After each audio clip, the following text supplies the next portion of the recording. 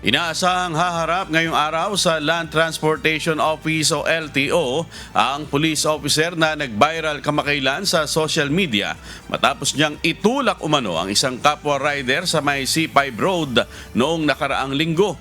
Ipinatatawag siya ng LTO upang ipaliwanag ang tungkol sa insidente at kung bakit hindi dapat tuluyang bawiin ang kanyang lisensya sa pagmamaneho.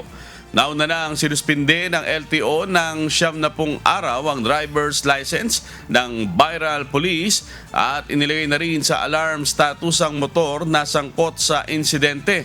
Sinasabing nagkagitgitan ng pulis ang nasabing rider at kalaunan ay nagkasagutan pa.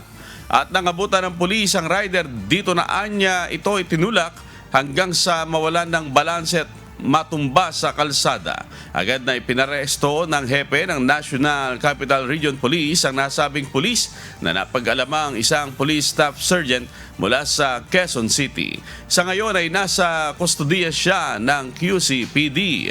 Hataw!